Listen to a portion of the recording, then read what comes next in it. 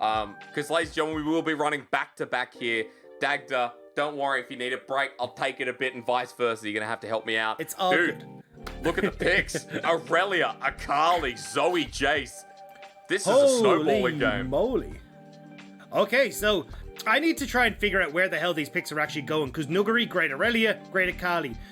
We've seen Aurelia in mids for Doinb before. I mean, we could even potentially get the and then we got the Viego coming through for Tien, I'm assuming. But this is a mixed match of different stuff. We can see though, like definitely a heap of mid game pressure coming through from the Akali. That one bottom spike off the Riftmaker, super strong. Same with Aurelia when she finishes that Divine Sunder. So I'm definitely going to be seeing how this double assassin, I mean, honestly, even triple assassin with the Viego composition kind of works out. As already we're just going straight in. We got 1 kill for WE already. So, hell, I mean, we're just launching into this. So, ladies and gentlemen, of course, we only do this if the game is only pretty much just started here. We are 5 minutes into the live game. We've caught up with the China feed, so thank you for your patience. We're live, Dagda, and that means that Beishang picked up a kill up in this top side, and it was on to Nuguri. So once again, WE focusing up here. Nuguri on the Aurelia, a volatile matchup against the Jace, but Akali mid for Doinb, Mole on the Zoe. Dude, this is just solo lane paradise.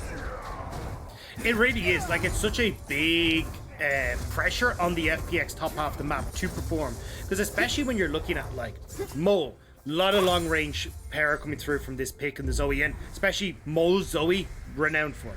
Breathe as well going with this Jace, a lot of poke that can come through, so FPX will need to find these engages, otherwise they run the risk of just falling a little bit too short, as WE now struggling on the bottom side as Doomby's already at 6. Yeah, he sets it up, perfect execution on top of Missing, but Dark Passage, he's gone too far, and Missing could lock him down under that turret. FPX, the game remains true from what we saw in Game 1, what you and I talked about in Game 1. That is, they're going to look towards that bottom side. If it's not Tien, it's Doinb, who teleported down, but that means mid priority is given away because of it. Yeah, and again, though, you can see Mole and Beishang trying to work together here to see if they can get the invade. Now, you're seeing a very annoying bug, which I hate, is that the Shreddies was popped, and it's still hovering on Mole, which is very annoying. But, trying to see if they can fight over this bot side. Scuttle, Dragon is up and available, and that's a hook onto Mole. And it's a beautiful one at that. Mole will get played in even after the Sleepy Trouble Bubble. He comes back from his little portal jump, and Tien takes him down. First kill here for the fake Zoe, as Trouble Bubble, it connects. It's Zoe things, but not as you know it. And Tien will just walk his way out. A fun fact is that, you know, it was the Game 1 Viego from Breed that was quite threatening, but now in the jungle for Tien, already setting off to a great start.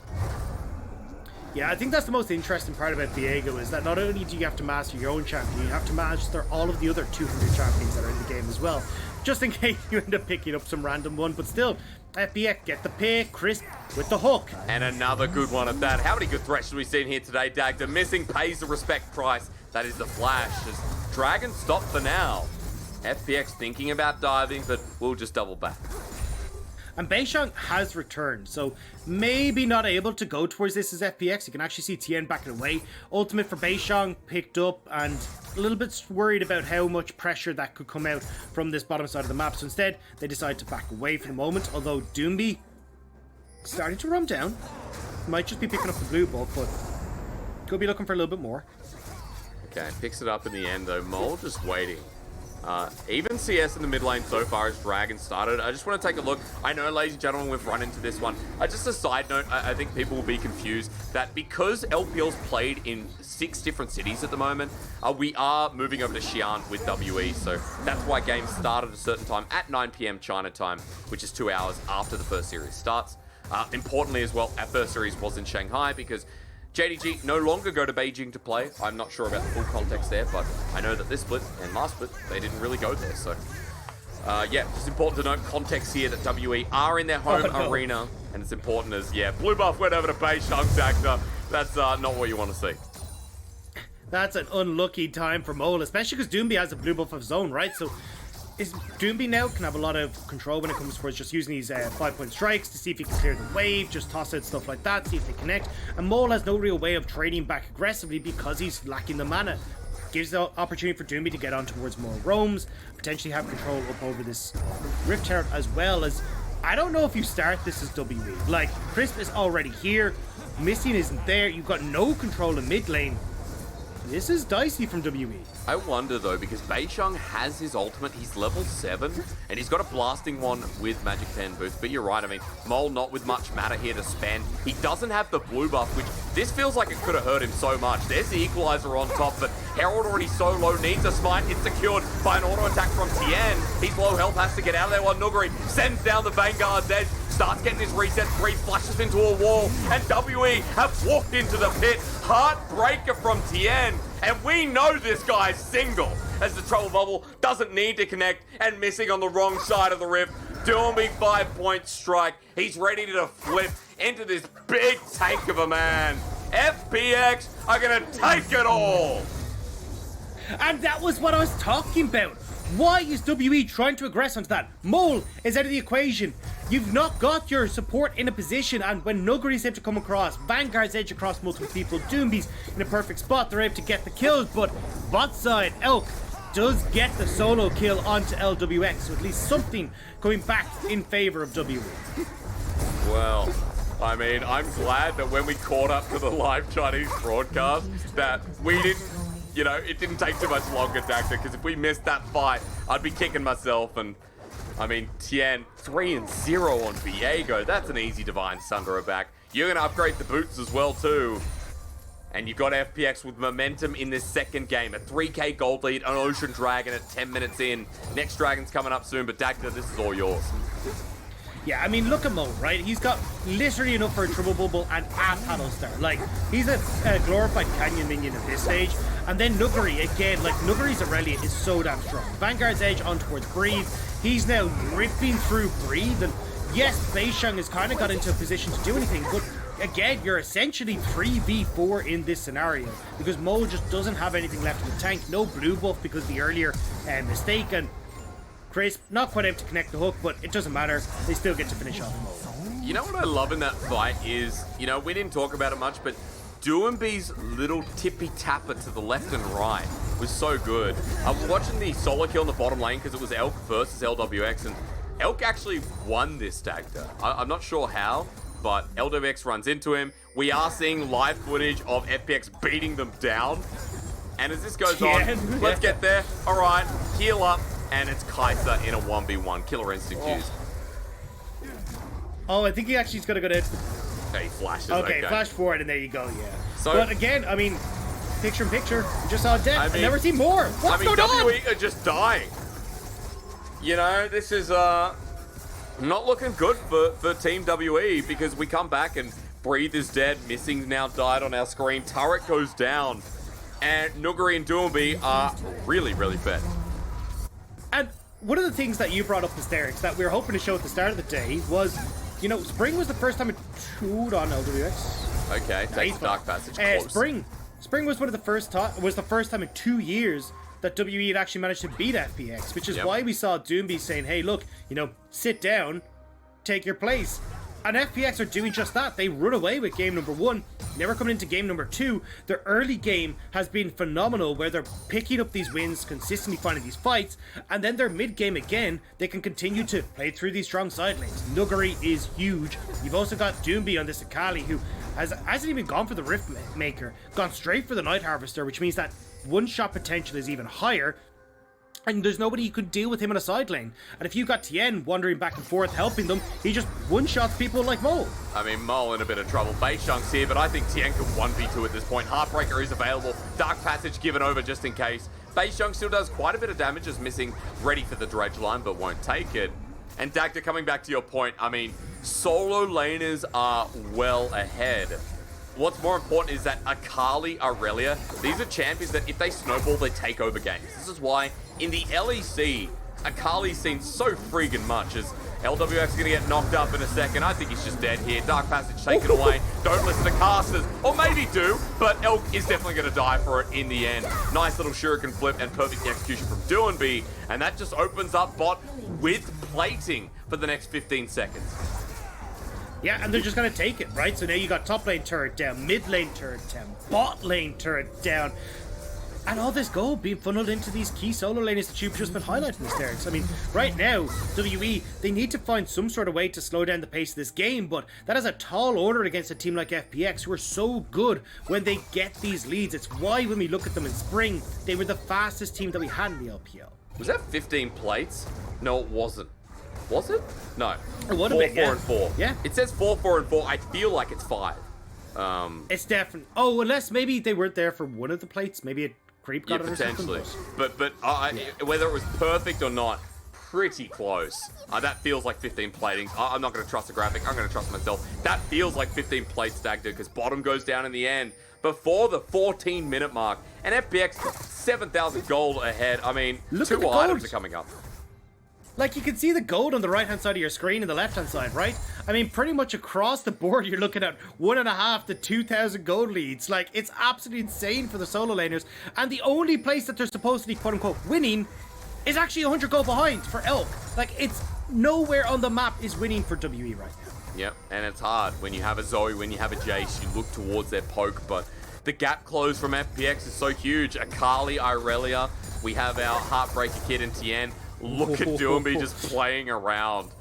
He's gotten to that Akali point where now with the stopwatch, he can actually solo kill under turret. You have to respect that Doinb Lee has that kill potential.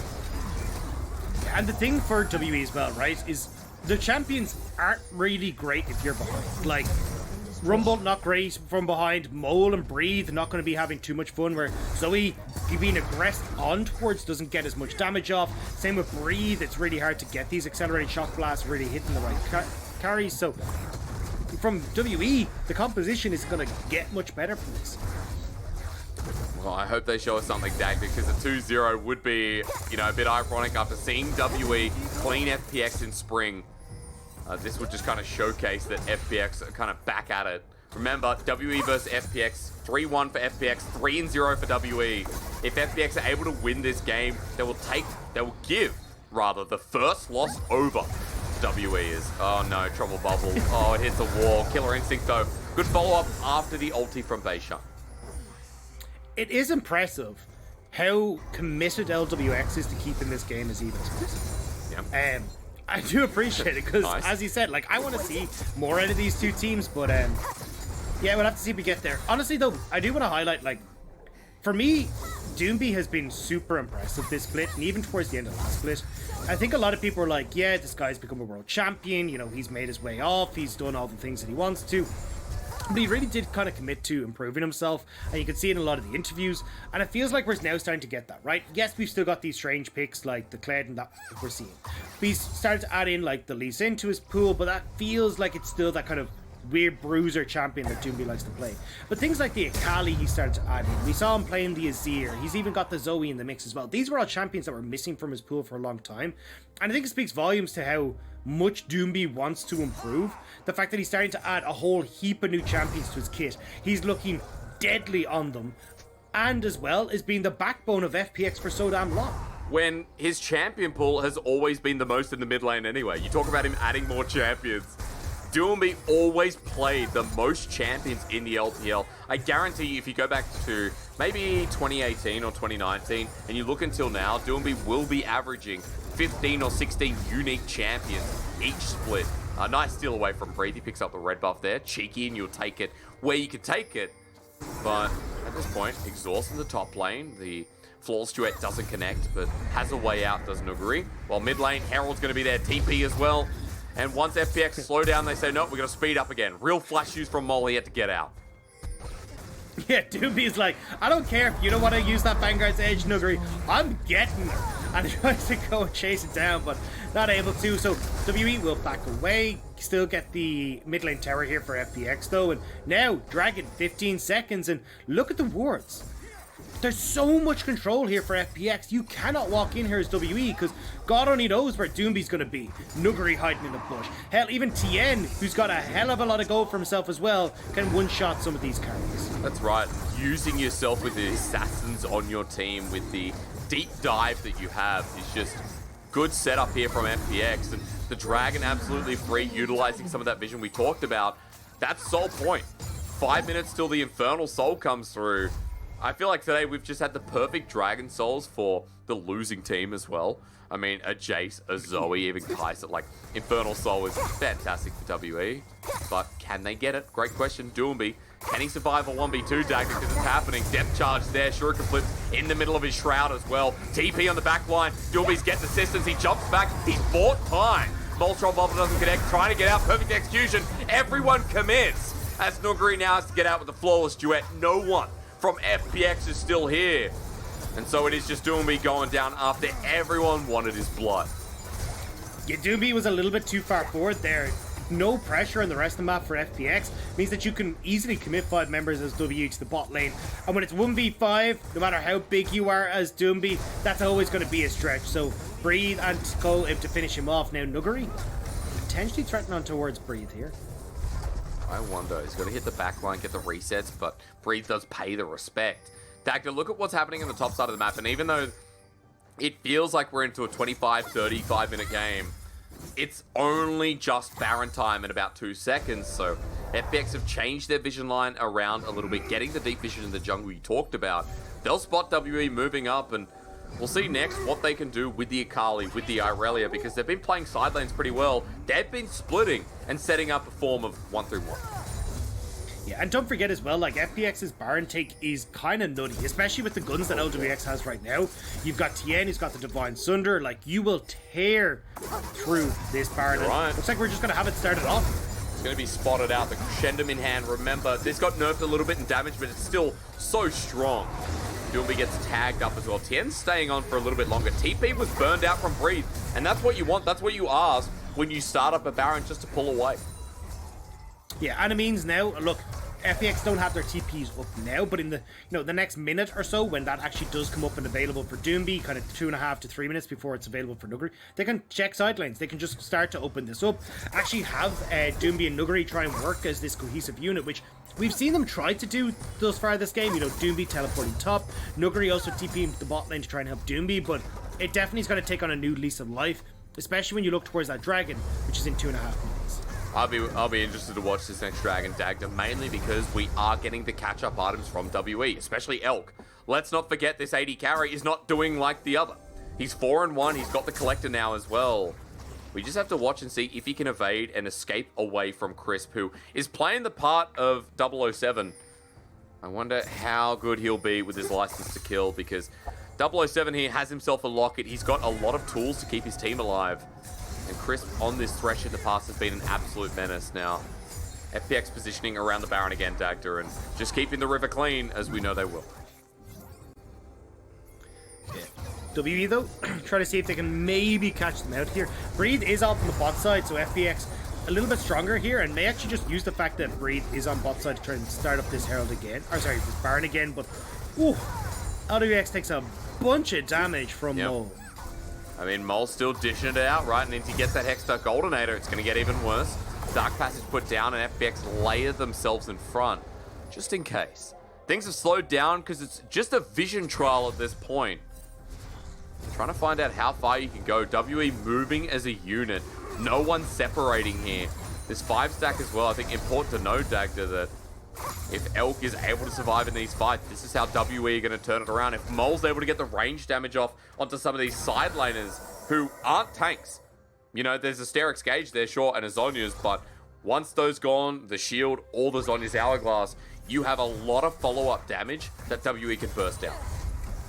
It is difficult for Elk though, just because the sheer rate of backline pressure that FPX have. True. Doinb, Nuguri, Tien, but I think as well, like, WE now are caught between a rock and a hard place. Dragon in 40 seconds, FPX have just been cautiously waiting until this one spawns, and now that it is, they can threaten both the Baron and also this Dragon at the same time. So you could have Nuguri solo this out, you could have Lwx still threaten with the right guns on towards Baron. So for WE, it's like, okay, well, what the hell do we try and do here? Lwx, luckily though, doesn't have the guns for Baron right now, but trying to see if he can get rid of the Infernum, get rid of the Gravitum, and set things up. At least with Infernum, Moonlight Vigil, when WE are grouping up as a 5-man unit, it's always going to be good. They're moving around the hallowed path at this point. This is Infernal Dragon Dagda that'll lead to the Infernal Soul. Mole needs to get a pick over the wall. They need to set up here. Crisp actually launched down with the Troll Bubble. Mole's going to launch him down. There's the equalizer into the backline as well, but doesn't do too much. Tien moving out of the corner now as well, and Beishang's ulti being down in front of the dragon is a big deal. Yeah, and you can see, look, FPX, they're trying to see if they can get Nuguri off on the flank. Doinb Lee kind of sitting pretty in the middle, but Lwx taking a good amount of damage. This poke starting to be a bit too much here. FPX need to engage. Doinb Lee on the backline, Shuriken flips out as well. Down goes the miss. Dragon resets for a moment, but now it's getting burnt down. Mole zoning away, death sentence short. Tien in towards the pit, not revealing himself. The box there. Dragon taken by WE. They're trying to back away after the win as Doinb Lee is onto the backline. Hacks the Shuriken flip now. Beichuan into the backline. It's the Vanguard's edge of glory. Going golden is Nuguri. Doinb Lee's bought enough time. There's a cleanup crew, as missing was another speck of dirt. Triple kill, followed up by the ace. Down goes Mole. And there goes everyone on WE. Now FPX, Doinb Lee, shove in mid. Bot side belongs to Nuguri, but Baron belongs to the other 3 members. FPX, they may not have got the Infernal Soul, but they got the fight and they get that Baron. God, the solo lane is on FPX, followed up by Tien. This is the story here, and unfortunately we don't get James Bond from Crisp anymore, but we do get a Thresh that layered down his crowd control. Baron as well, over to FPX Dagda. 10,000 gold in the lead. As now for FPX, it looks like they could do no wrong. Yeah, and this was kind of what we we're talking about, right? It's WE, yes, they have a good amount of poke. They were starting to get it down, but unfortunately for them, they're just so far behind. Like, look at the health bars, they're just being whittled away here on FPX's side.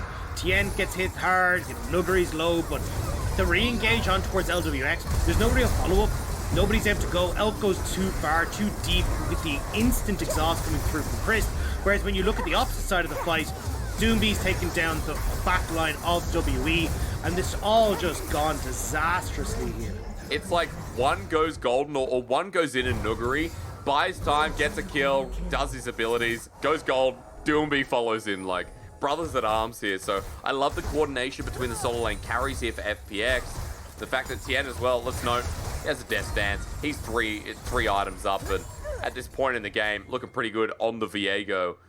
Ladies and gentlemen, you've joined into a game that FPX heavily outweigh at this point in 26 minutes. They might not have gotten the Infernal Soul thanks to Missing's nice depth charge, but we have to remember that those 5 kills went down, set up for the next item, set up for FPX to have an even stronger Baron push. So while you've delayed the game for WE, it's only for how much longer? Yeah, and the thing is, right, like, FPX are going to become tankier and more difficult to deal with. You've got the Death's Dance now completed for Tien. He is huge. Like, the fact he's the first person to 3 items in the game is kind of insane. And you've already got GA for Nuguri. Like, you've got to take them down twice now, essentially, in these fights. You want to be able to deal with them. Lwx playing like he's got a Tahm Kench. He'll be caught out. Goes golden into the backline. Elk has found himself the Thresh. And bit far forward with the Moonlight Vigil, followed by Gravitum, and it's solo laners again. Nuguri jumps on in, Breathe gets the kill, but Doinb Lee survives, gets burnt out, the flash in, down he will finally fall, but Nuguri's still alive, and Dagda, this is the problem. You focus one, and there's another one. Yeah, and they're focusing on to Lwx. Lwx is basically the bait at this stage for the massive solo laners and jungle from FPX. And when you put all your attention there, FPX win it elsewhere. I mean, we thought this could go the distance. We expected WE to have more of a say, but FPX in 27, almost 28 minutes, take this series to an early exit. It may have been 2-0 for WE in spring, but summer is the reverse story. And FPX shut down any hopes for WE quickly. It didn't even look like WE were able to get a look in either of these games. Ever since they had those first initial few fights, yes, you'd get some trading back and forth, but honestly, the bot side of the map heavily going in favor of FPX in game number 1. Then we get the top half of the map going heavily in favor of FPX in game number 2, and they're just better at playing around their strengths, utilizing it at those dragons, at those fights, and finding those team fight victories. And finding ways to come in and approach when WE was starting to have influence in the fights. WE was starting to have impact, but Doinb Lee goes in, Zon uses pop, there's Nuguri cleaning up the rest of it as well. A really good counterbalance between the solo laners. Tien there as well gets props I think, you know, Lwx had a couple of moments in that game, but you're right, felt like a bit of a bait in the end. I just want to also point out that he had a bounty as a 0-3-9 Aphelios with the same CS score as Elk. Elk had 4 kills. Don't know how that works, but fair enough. They've got a lot of global gold. What do you mean, Hysterics? The bounty system works perfectly. It makes complete sense. Well, actually, speaking of, myself and Munch had a Cassidy in our game yesterday that was 0-11 and had a bounty.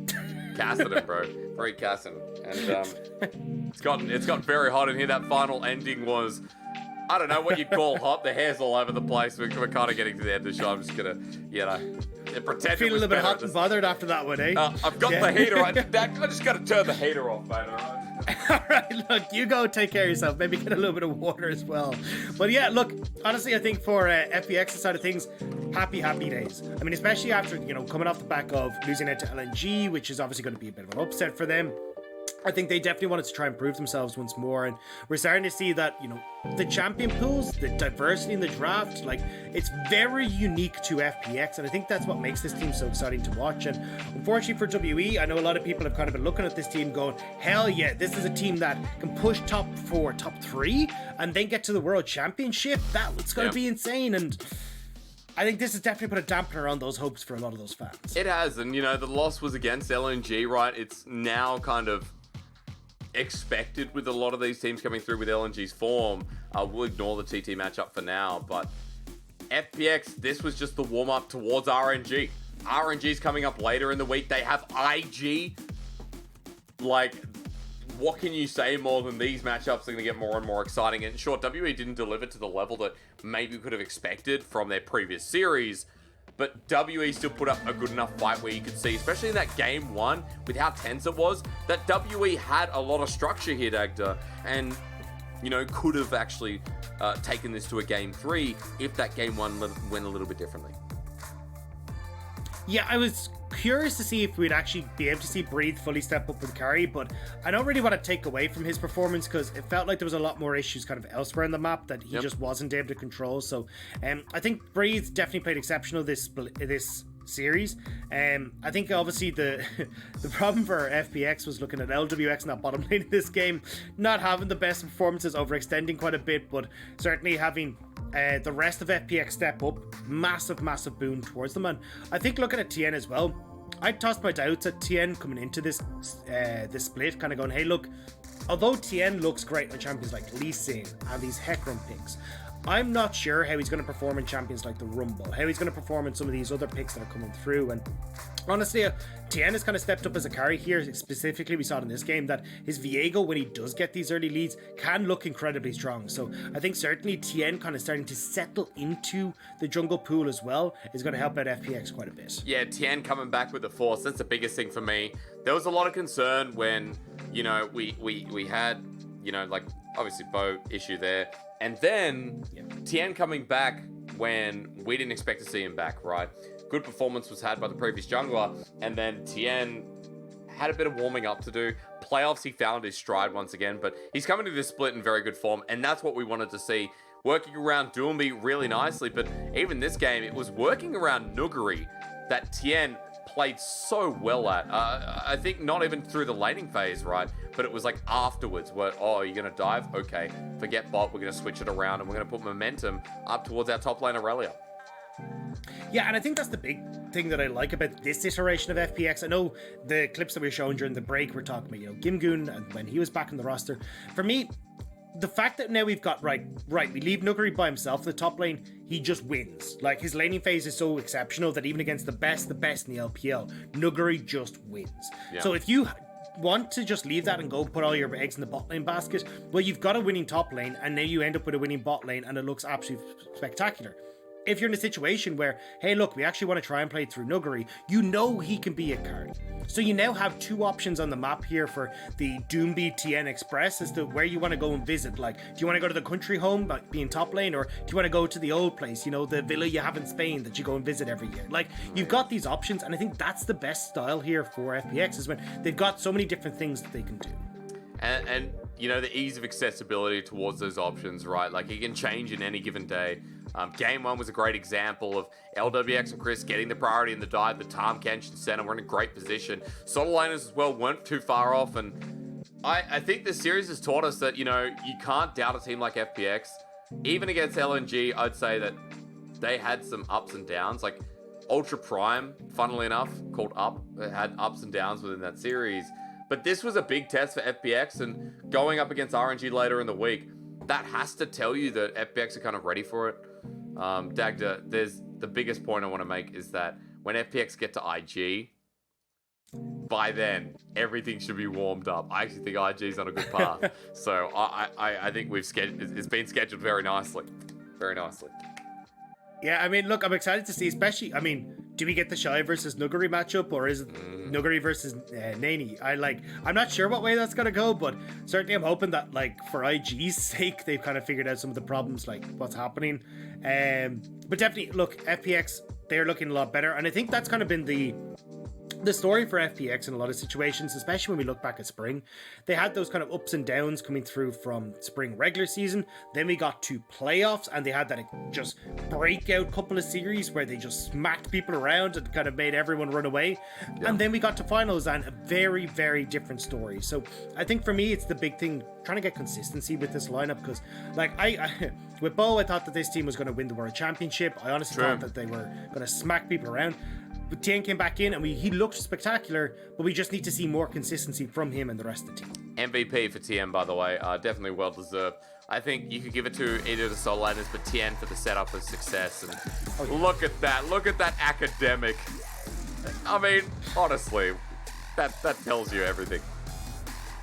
Yeah, I feel like you automatically become the smartest man on the Rift when you're just able to knock back anyone who tries to fight against you, like, you know, because he was just massive in this game. Like, you can see 804, nearly 30% of the team's damage on this Viego, and especially coming from a jungler, that's an insane performance from Tien. But I love the way he played these fights, right? Like, constantly looking for the resets, constantly kind of zoning off multiple people, and using the fact that he got these big leads and the Divine Sunder to just draw so much attention from everyone on WE.